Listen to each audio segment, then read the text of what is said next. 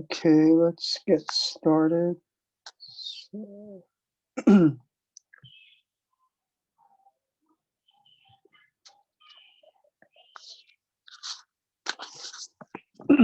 So, just a reminder that the quiz starts in like uh 1 hour, I guess. And the reason for that normally starts at 2, but I didn't go over L'Hopital rule yet. So, but I do assume you all know L'Hopital rule. So, before I start, yesterday I TA'd for Math 140A, and the recording is like stuck on process recording in the Zoom cloud. So hopefully there's no issues with the recording today. So, okay, anyway, let's start. So before we go over L'Hopital, they have a general MVT. I really don't think you're really gonna ever use this, but it exists. So FG continuous on AB, differentiable on open interval AB. And then there exists at least one x in AB such that f prime of x, g of b minus g of a is g prime of x, f of b minus f of a. So really nothing too different here. So your regular MVT is where g of x is x. So because when g of x is x, you get b minus a here, and then g prime is 1. So, okay, any questions so far? So, I highly doubt you'll, I mean, normally you'll just be using the regular MVT.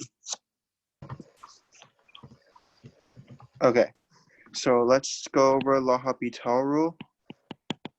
The S is sort of silent, I think.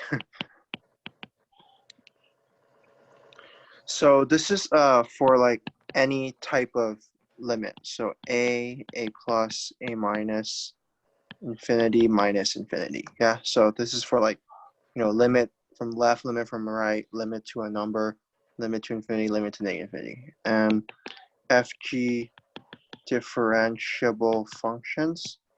So really you just need it's, because it depends on what the limit is, right? So, and then the assumption is limit x goes to s, f prime of x, g prime of x is L. So in the case where s is like a plus, a minus, you just need f prime differentiable like in some neighborhood of like a.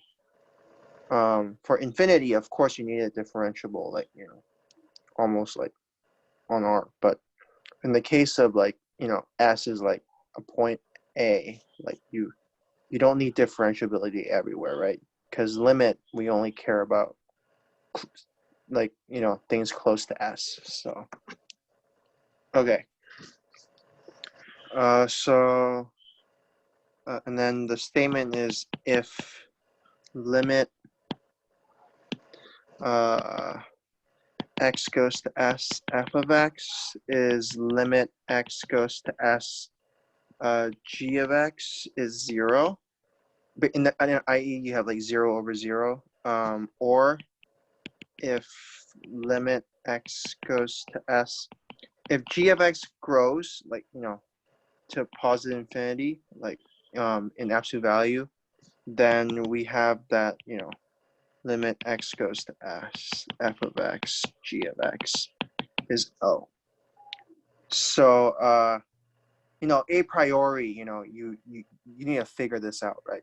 Then a priori, the problem starts with this, and then you take derivative, check that the limit exists, and then you conclude that they're equal. But but for the statement of the theorem, you start off knowing that this derivative is L. So a quick word again. So here right, we're sort of assuming g prime of x is non-zero in neighborhood of S, right? Because, I mean, even if f prime is 0, like 0 over 0 is not, it's undefined, right? So this function needs to be defined near S. So we have to assume g prime is non-zero there. So it's like a hidden assumption, but anyhow. So this is L'Hopital rule. So as you all know from Math 2A, it simplifies limits a lot. But so you might wonder, like, why do we not care about, you know, g prime of x going, like, why do we not have the case where f of x goes to infinity? Well, if f of x goes to infinity, you know, you're either in the case where this thing, right? So it's either this, and then you can use L'Hopital anyway, or f goes to infinity and limit g of x is like a number, right? And if you think about it, infinity over a number is pretty much, you know, almost all the time, like easily infinity, right? Because if infinity, and then if you divide by a number, even if it's 0, right? If you divide by a really small number, it'll only sort of get bigger, right? So you could sort of see, you sort of already know the behavior for like limit f of x going to infinity. So these are the only cases, like 0 over 0, and when limit g of x is like infinite. Okay, so that's about it for the section. So let's start doing examples. So let's do 30.1. Let's start off easy. So limit x goes to 0 of e to the 2x minus cosine x over x. So again, I can't say it's equal yet, right? So make sure you don't put equal. So let's check what the limit of the derivative is. Right, so certainly here we get 0 over 0, right? Because e to the 0 minus cosine of 0, that's 1 minus 1. So that's 0 over 0. So we could take derivative in this case. So let's check it. 2e to the 2x plus sine x over 1. And this is, what is that? That's 2, right? So the limit exists, so that means this thing is 2. So again, really quickly, you need that this is L, yeah? Like if this thing does not exist, like L'Hopital rule does not apply. Yeah, you need that it's actually a number. Okay, so let's sort of move on. So let's do B, yeah? So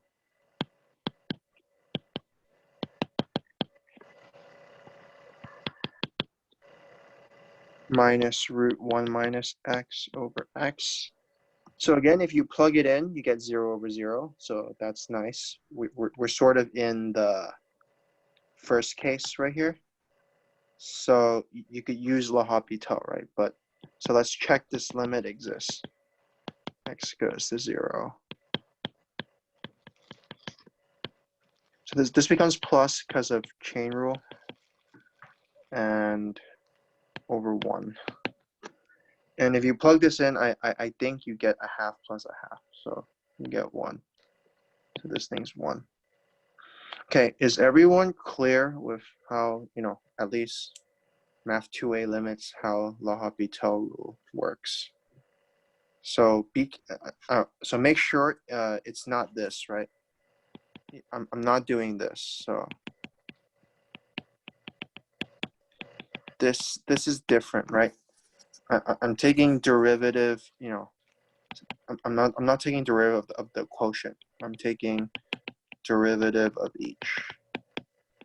Yeah, because derivative quotient is quotient rule, right? You get g squared f prime g minus g prime f. So, okay, so let's do something a bit harder. So 30.3, let's just do A. Yeah.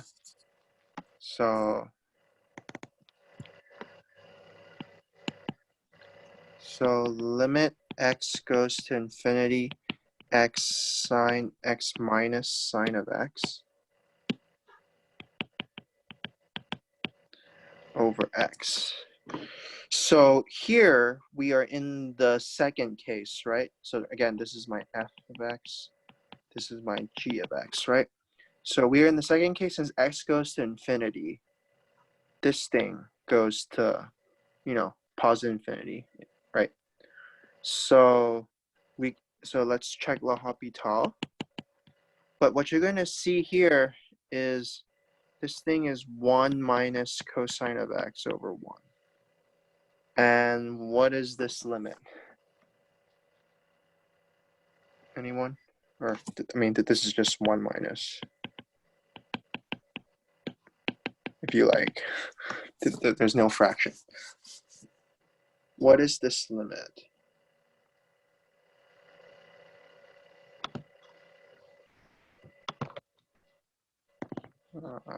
Anyone? Oh, there's a chat. Yeah, it doesn't exist, right? Because cosine sort of oscillates. So you see here, it doesn't mean, so you can't say, it's not true that this does not exist. Yeah. So this is no. Again, L'Hopital, it's if the limit of derivatives exists, then it is that what it is, right? But here the limit doesn't exist. So L'Hopital doesn't help you here. I.e. use another method.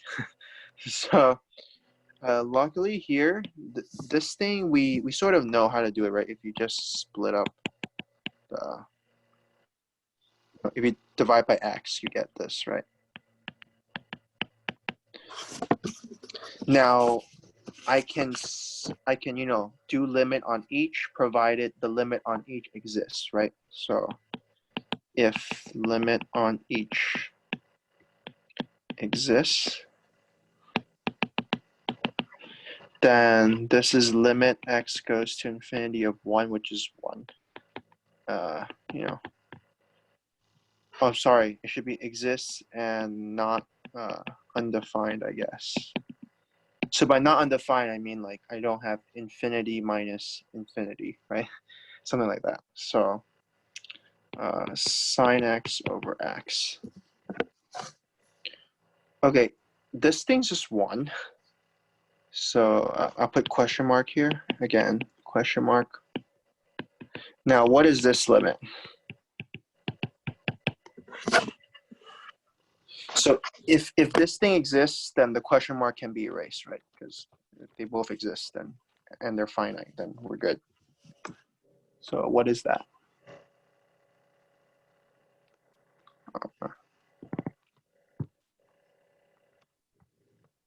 Yeah, it's 0 by squeeze theorem, right? This you could say.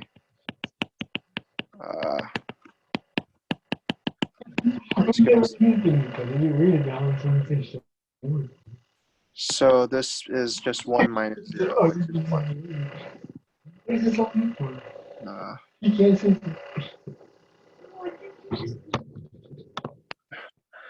Okay, so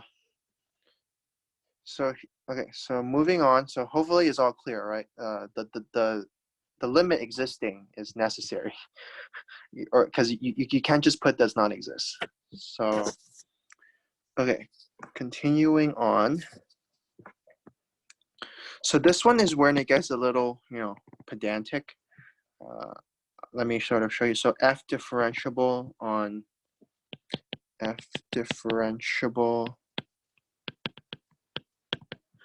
on C infinity, and limit x goes to infinity f of x plus f prime of x is L, where C is finite, right? So I mean, C is just some finite number.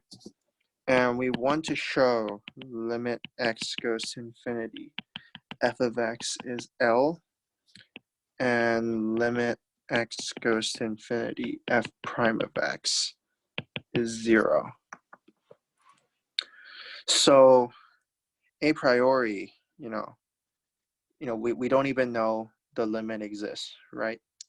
So what we're going to do is we're going to write f of x.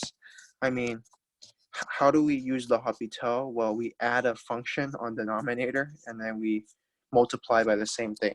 So it turns out the right thing is e to the x, right? So here, note that this is well defined because exponential is never 0.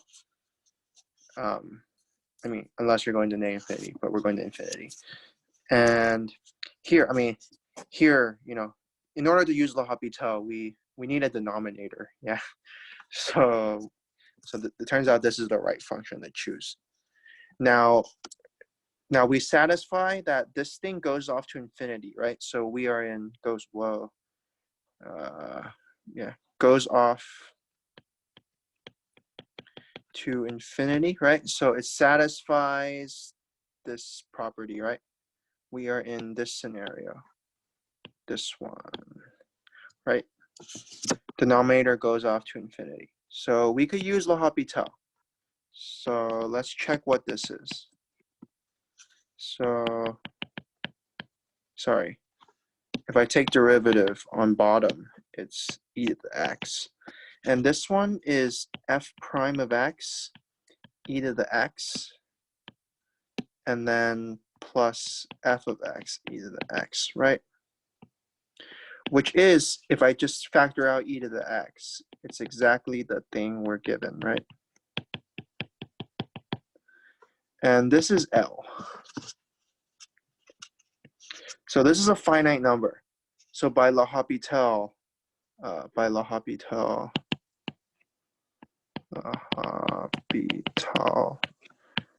limit x goes to infinity, f of x, which is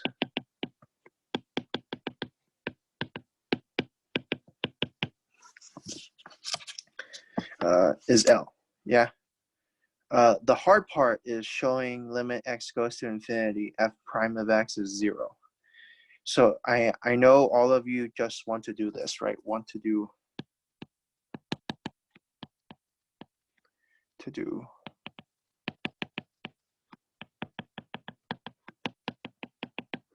equals, this thing, right? This thing's L, so this thing has to be 0, right? So I know all of you want to do that. Sadly, we can't really do that because if we knew this thing existed, then yes, yeah. Sadly, we don't. So we only know that the limit of the sum exists. Limit of one of them exists. I'm pretty sure there's a homework that tells you in this case it has to be 0, but you just using limit laws, we can't really do that, right?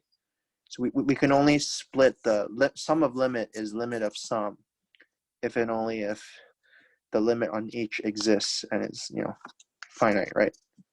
So everyone clear? Yeah. Okay. So this actually requires we're almost done, right? We solved this part. We need this part. So we have to use like epsilon arguments pretty much. So again,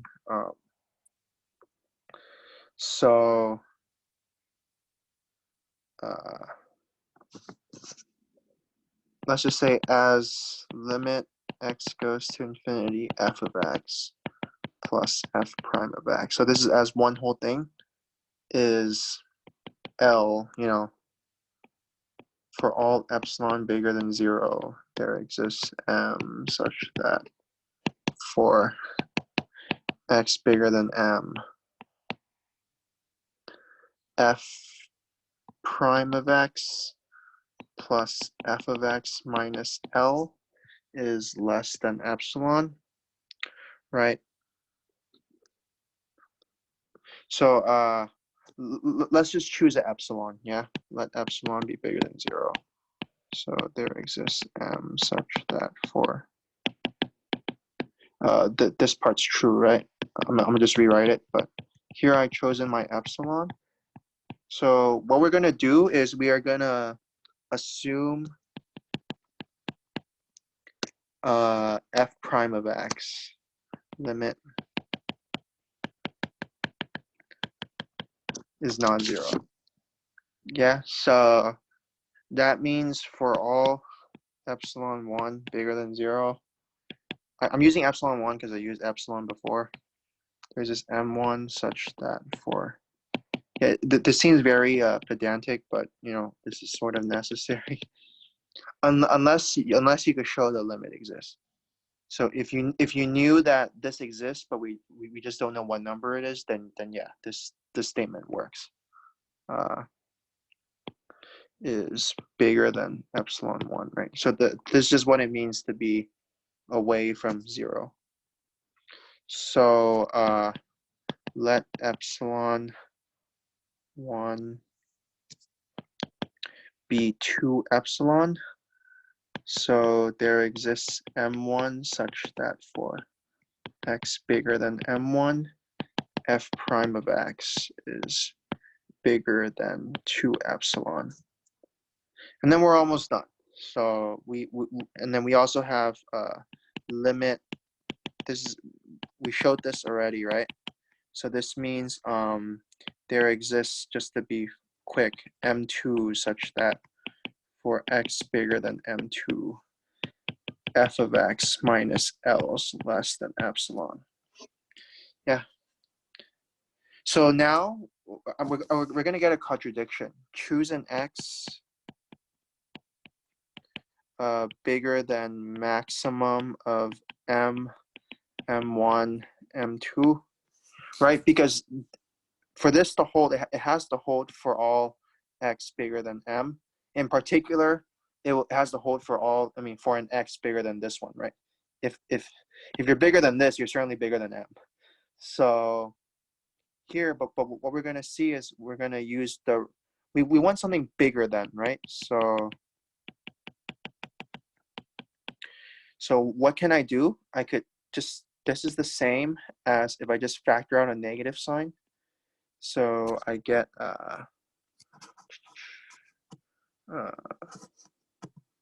negative f prime of x minus f of x plus L is okay, so from here I could use sort of a reverse triangle inequality. So here I'm sort of subtracting two terms, right? So remember, I'm using the fact that a minus b, this is reverse triangle inequality. I guess I didn't really need the negative sign. I could just do this. This is just the same as f prime of x minus negative f of x plus L. If you like that, that's better. So this is my A, this is my B. Yeah, so this is bigger than or equal to, again, I want contradiction, right? That's why I'm using reverse triangle inequality. It's because I want bigger than epsilon, not less than epsilon. So this thing is f prime of x, and then minus, this thing is L minus f of x, right? But from here, this thing is smaller than epsilon. And since we're bigger than m2, and since we're bigger than m1, we are bigger than 2 epsilon. So if we subtract, we are going to be bigger than epsilon.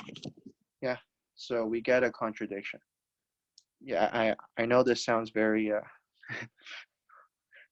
really dumb, but unless it tells me that the limit of f prime exists, yeah, I think that this is necessary. You can't just split the sum. Okay, Any questions so far? No? Okay. So let's do the one more. So I'm just gonna write it. So 30.7 f of x is x plus cosine of x sine of x. G of x is e to the sine x plus cosine of x sine of x. So one thing, we're going to show that both go to infinity. In fact, we just need g to go to infinity to use L'Hopital. But let's just show both go to infinity. So why does the first one go to infinity? So to positive infinity. Why is that the case? So can I bound this above by something? So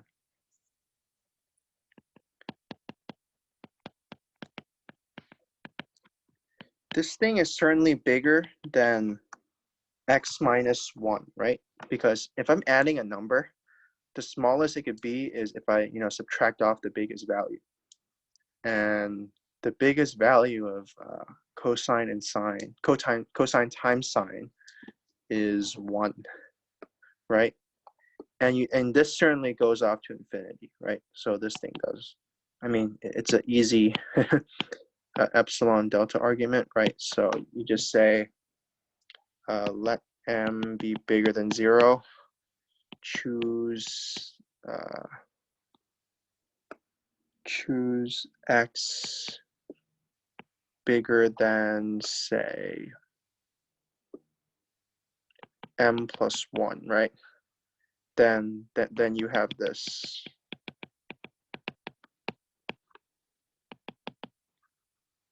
Which is yeah, so hopefully that's clear. I mean, if you're going to do the literal limit argument. And we also have limit x goes to infinity of g of x is infinity, right? Because here, right, you could bound this by, so we sort of have a bound for the inside already, because that's just f.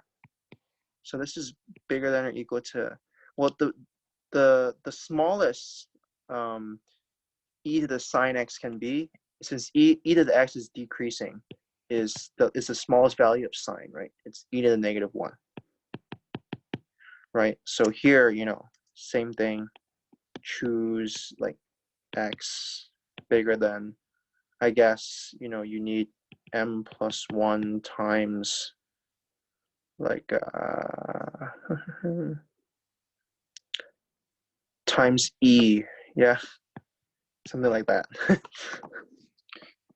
But hopefully is it clear that these two functions go off to infinity? So this thing is probably the most important question for today. It really tells you the flaws of L'Hopital. So is everyone clear so far? So both functions go to infinity. Okay, great. Now, what can we say about the derivatives? So this is a little trick, but f prime is 1, and this derivative of cosine is, let's do derivative of sine first, so I get cosine squared of x. But derivative of cosine is negative sine, so I get negative sine squared x, right? Now, 1 minus sine squared is cosine squared, right? Because sine squared plus cosine squared is 1. So this is actually just 2 cosine squared x. Yeah, and g prime, I mean, there's no escaping it. We have to do product rule. So I'm going to product rule these two terms, yeah? So the first one, the derivative of e to the sine x is this, right? I chain rule the sine x. And then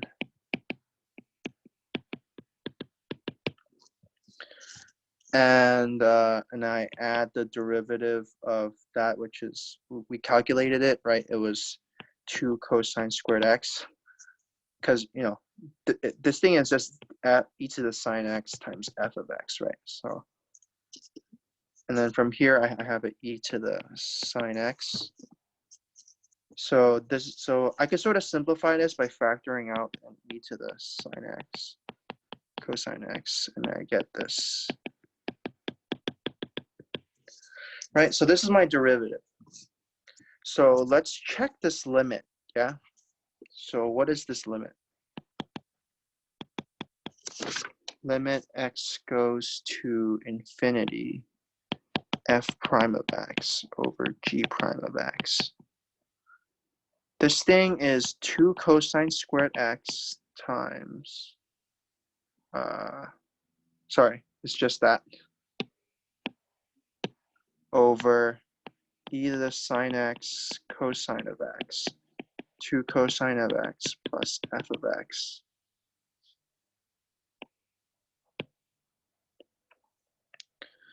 Okay, now from here, the cosine of x cancel, right? So I get a cosine of x here.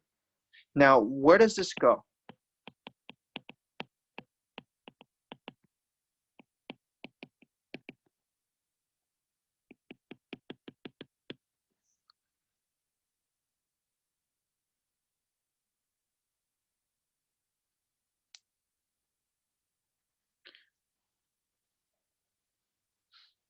So again, this is provided, you know, cosine of x is not 0, right? So, but other than that, where does this limit, sorry, I need a limit x goes to infinity.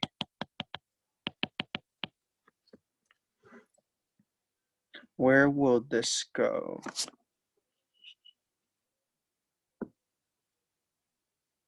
Any ideas? Or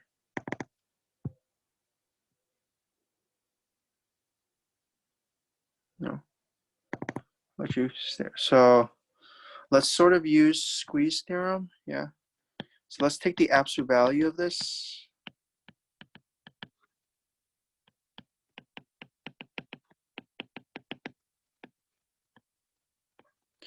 Okay, this is certainly bigger than or equal to 0, right? And I am less than or equal to what? So here, I sort of get, I mean, the e to the sine x, what's the smallest? Again, if I'm bounding above, I need smallest denominator, right? And largest numerator. The largest numerator is clearly just 2. Yeah. And here I want the smallest denominator. So e to the sine x, what's the smallest it can be? The smallest it can be is e to the -1, right? Because sine x is negative. No, sine x is bounded by -1. Now, what about this term?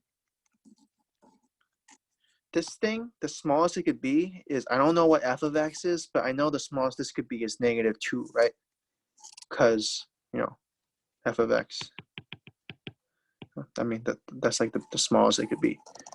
And, you know, this is 2e over -2. Yeah. And where does f of x go?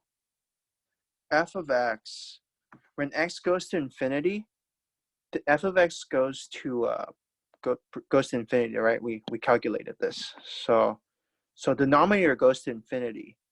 So this goes to 0. This goes to 0. So this goes to 0. So this thing is actually 0. So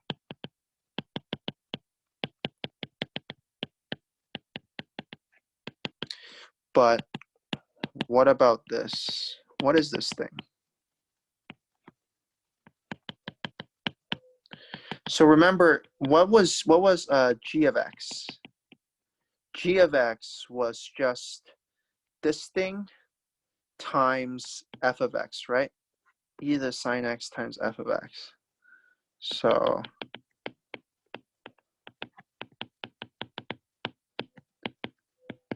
And what is this limit? Anyone? Limit x goes to infinity, 1 over e to the sine x.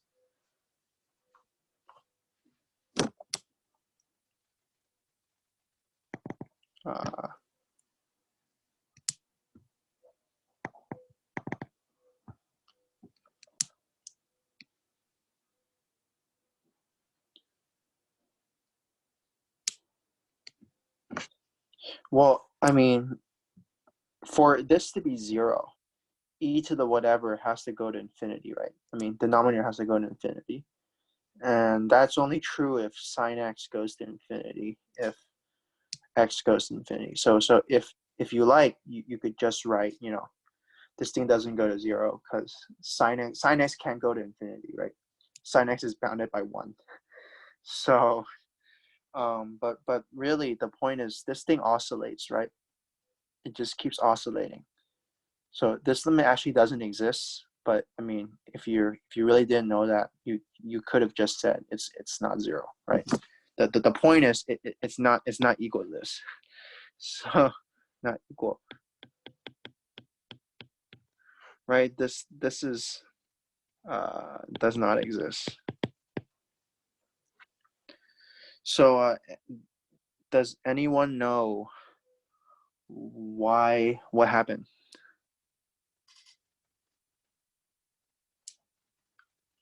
Anyone want to take a guess?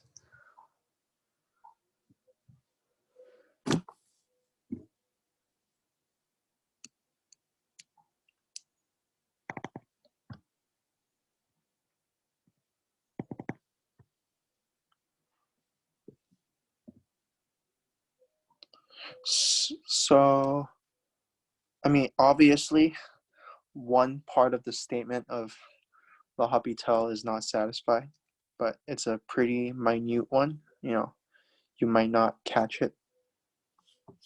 So let's go back to the statement, right? So L'Hopital rule. Which part is,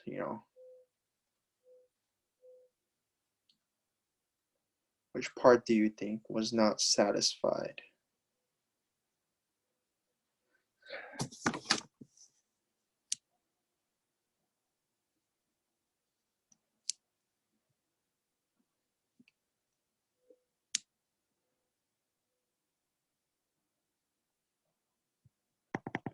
No one. So let's look at, let's look at G prime. What was G prime? G prime was this thing. Yeah, so let me blue box it. Okay. Now, I know I sort of didn't really define, neighborhoods of infinity, but this is clearly 0 when here you're multiplying by cosine on both terms, right? So you are certainly 0 if cosine of x is 0. Agree? And the problem is, that's the problem pretty much. Like, right, you're dividing by 0, right? You in the neighborhood of the point you're going to, it has to be you have to be non-zero, right? Or else you're undefined. So here is basically this thing.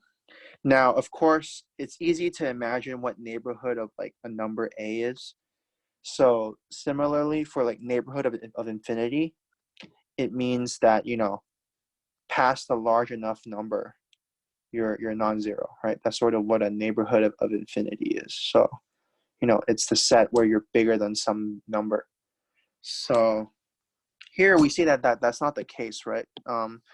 There are infinitely many large numbers that cosine is 0, right? So right here, so cosine of x is 0 for, we have pi over 2, 3 pi over 2, 5 pi over 2, basically, k pi over 2, right?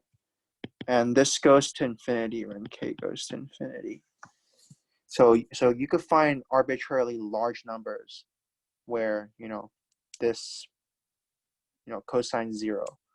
And so that pretty much means no matter what neighborhood of infinity is. So you could think of neighborhood of infinity as like, like the set of x such that x is bigger than some capital M. Yeah. So it's no longer like a ball. Yeah. Because you don't really have you can't really move to the right of infinity. You can only move to the left. So it's sort of like a one-sided ball. But here you see that no matter what neighborhood you choose, like eventually there's some value in here, right? So you're sort of undefined. So really every assumption in L'Hopital is necessary. So when we write this, right, when one writes this limit exists, it means that it's defined at every, this is the function, right? It's defined at every point, and being defined means you're not dividing by 0. So you're defined and you're differentiable near the point. So okay, any questions so far? Huh?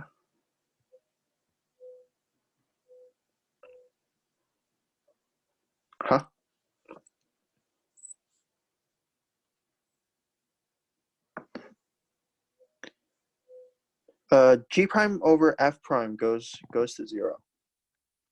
I mean, the sort of the idea is f of x goes to infinity. This thing can only be between like -2 and 2. This thing can only be between e and e inverse, and this thing's bounded by 2. So you sort of have like numbers, and then you add, infinity on the bottom. So it's gonna go to 0, right? So, yeah, f prime over g prime goes to 0. That's by squeeze theorem. So, or absolute value of f prime over g prime.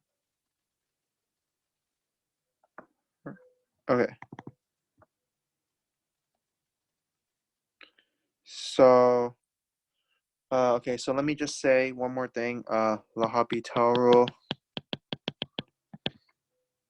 does not, even if you can use it, with correct assumptions, right? So nothing like the example above.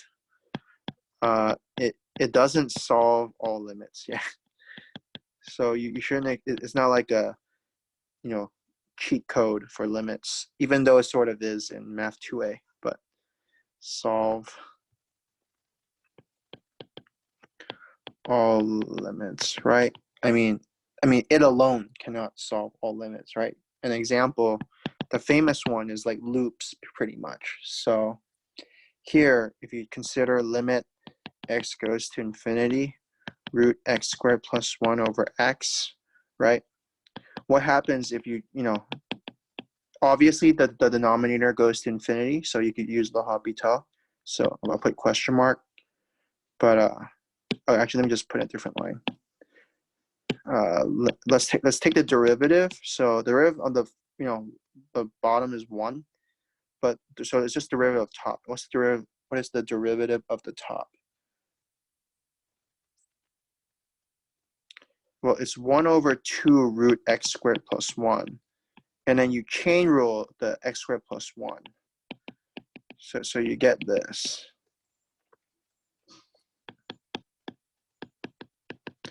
Okay, it doesn't really help, right? If you didn't know what this is, you don't know what this is, because here the bottom goes to infinity. So you go L'Hopital again, right? So you could, and what you're going to see is, you get 1 over 2 root x squared plus 1 times 2x, and then you end up getting the top thing back, right? So one particular example is loops. Another example, normally this is the case. If you're not getting it, probably you're not satisfying assumptions like the previous problem. But other than that, a lot of there are a lot of famous examples of like loops. So like here, you see that, you know, L'Hopital doesn't really help you at all, right? I mean, we all know the limit here is 1, right? Because the top behaves like root x squared, which is x, and the bottom behaves like x. So it behaves like x over x, which is 1. So L'Hopital rule doesn't really help you in this case. Okay, so anyway, quiz starts in 15 minutes. Yeah, it's on Canvas. I forgot what, I think I put like 25 to 30 minutes. It's like 3 questions. And I think it's like 2 true false, 1 multiple answer. So 2 points each. And this one is 6 points. Yeah. So it will cover L'Hopital, not much, and then mostly the previous section. So the MVT section. Okay. Any questions? No, I think you have until like, I forgot, like you have several days. Let me just put it like that. I think I put it till like Sunday or something. Sunday or like Saturday, something like that. But again, it's 1 try, right? 1 try. That's the thing. It's 1 try. Okay.